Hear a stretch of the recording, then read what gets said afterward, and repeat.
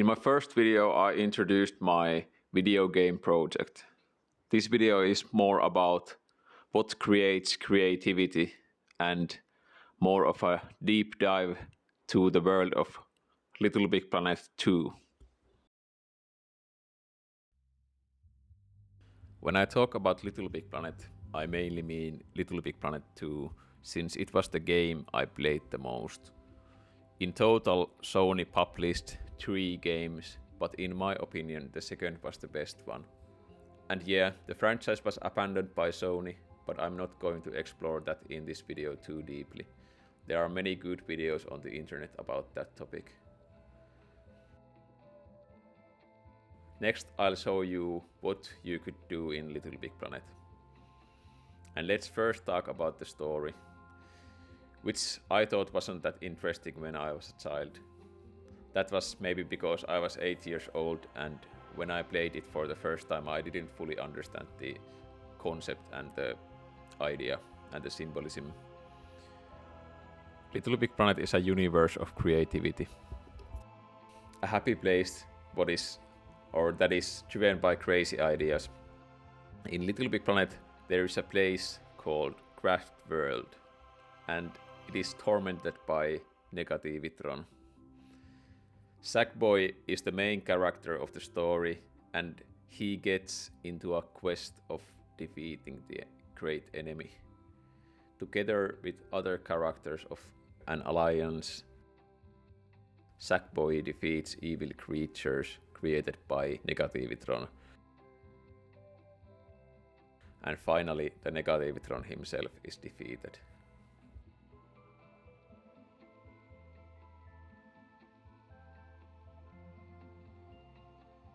What I found interesting in the story now looking at it is the symbolism. For example, how everything creative can be destroyed by negativity.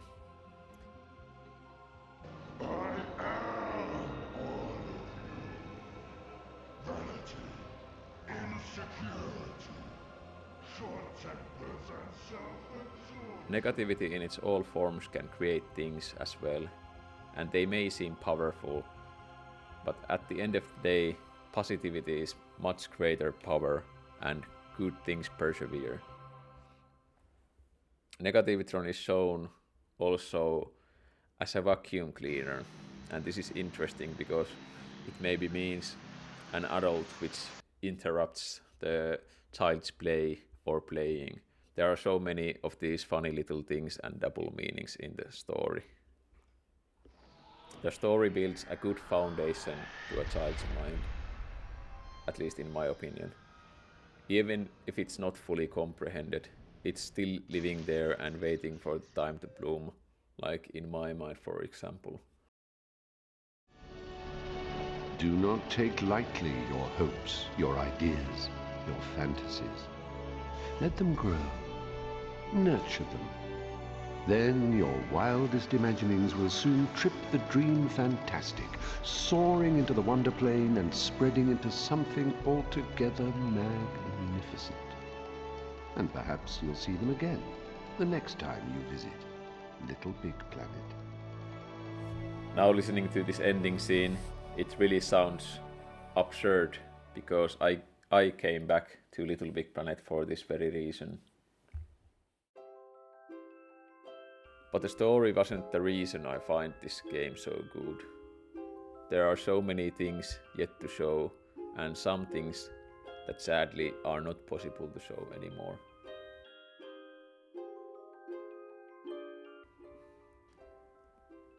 Let's start with this one. In LittleBigPlanet you had your spaceship, which was the main lobby. Almost everything could be decorated to make look like yourself. This place sometimes worked as a place to socialize with other players. You could meet random people of your server online, chat with them, and then go find some levels to play together. Sadly, this part of the game cannot be shown anymore because the online servers are shut down. Almost everything online related was wiped, and only your own local data remains.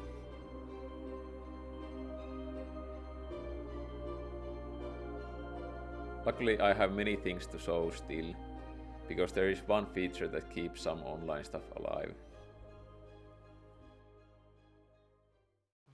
Also I looked for some clips on YouTube to show the online world of LittleBigPlanet 2. All these levels were very impactful for me and I played them very much. And many of these are what made the LittleBigPlanet experience. I will share these clips in the description if you want to go check them out.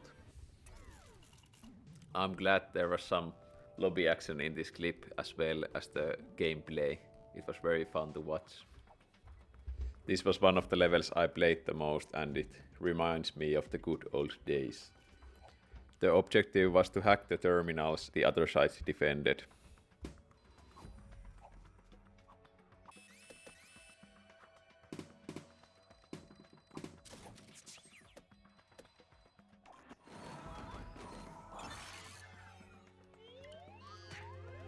The Game Studio Media Molecule awarded some of the levels and this was one of the notified.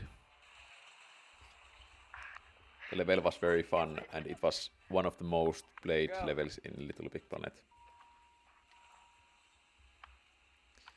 But probably the most memorable level concept is next.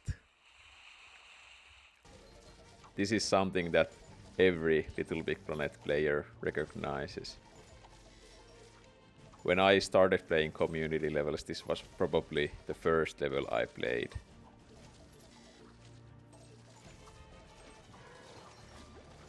The idea was simple and it was fun at least to some point, but got very quickly boring and everybody copied these levels and published them on their own planets. So it was kind of boring.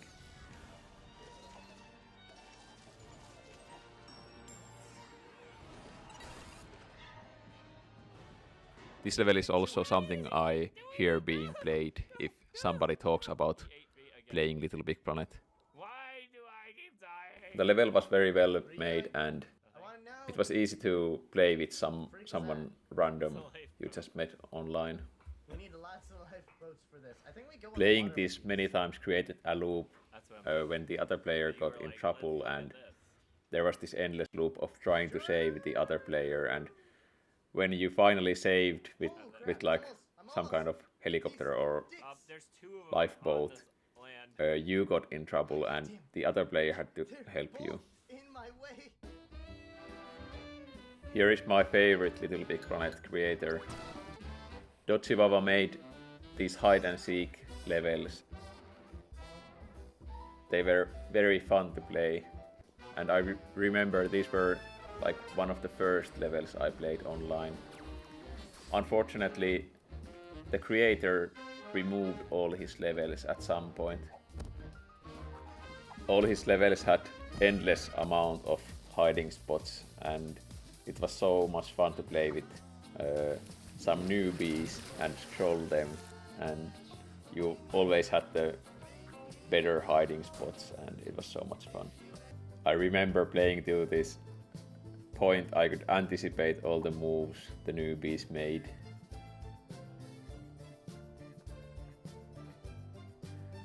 I would like to include many others as well, but for now let's leave it here.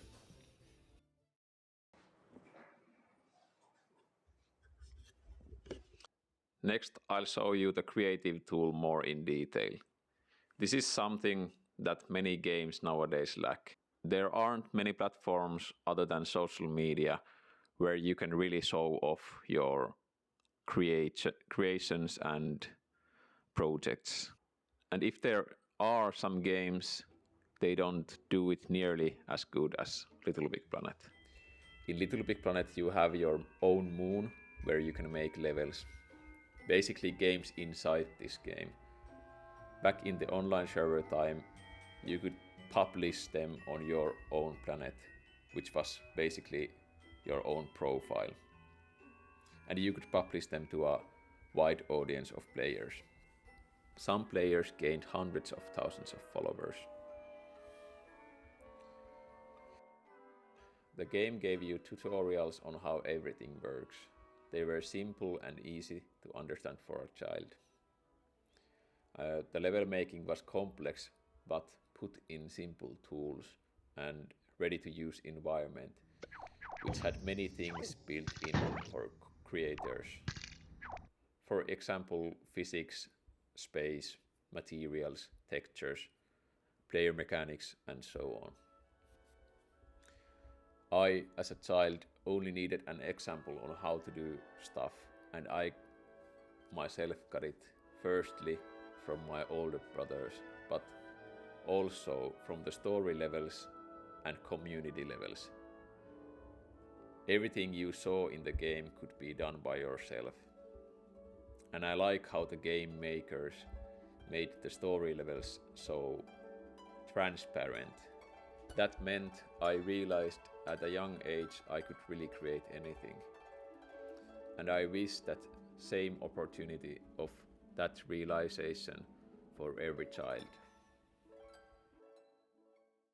Here in the end of the video I want to show some things I made as a child in this game and also some things other people made. I'm not sure if this is the first level I made, but at least the oldest I could find. The name of the level was Amusement Park in English. Here is some kind of a castle I made, and it was meant to be a part of some project. And here's a submarine, and I couldn't make the mechanics work, as you can see. Here's a movie I made, and there's absolutely no point at all. And this is a platformer level, and I had many projects that I didn't finish properly. This is also a very quick one. Unfortunately, when I did the screen capture for these clips, I didn't record the audio. Then there is Arizona War, which was at one point my best level, and the point was to shoot other players in this map.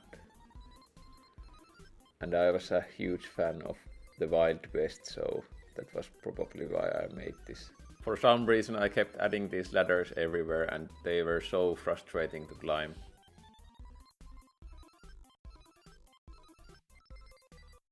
I'm very proud of this level.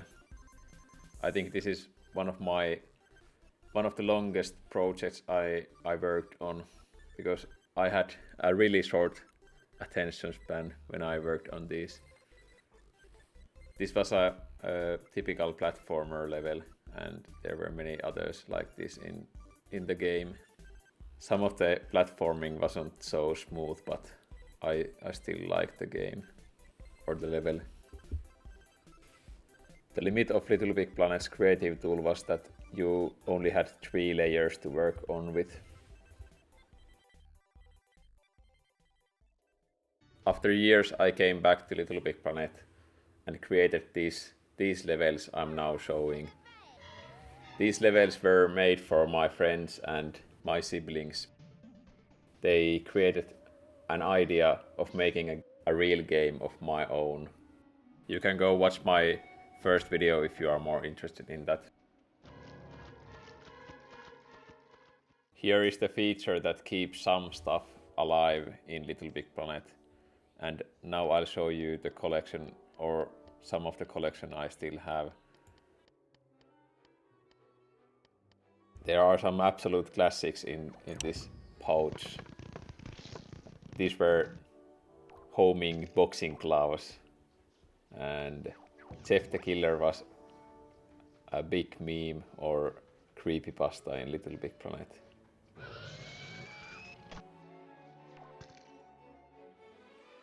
Some people even made music in LittleBigPlanet, and that is really something. Some of these were really well made. This is a TARDIS made by my friend. you got all these things as a reward from completing the community levels. Here's, for example, a whale the same creator made the whale level I showed you before. Here's an excavator some creator made that has all the basic functions that a real excavator would have.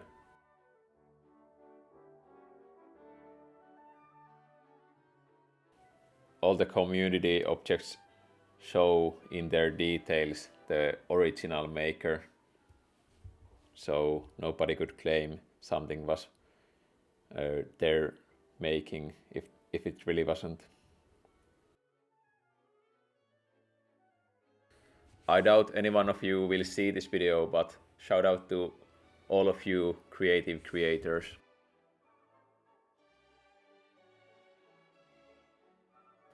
This is something that almost every Moon session had at some point, and it was created for only one purpose, and that was to destroy the things that other people made.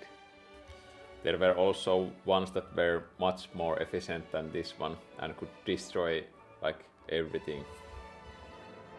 I'm forever thankful for the world LittleBigPlanet 2 gave me, and I hope the game will make a comeback someday. I also hope this nostalgia resonates with somebody.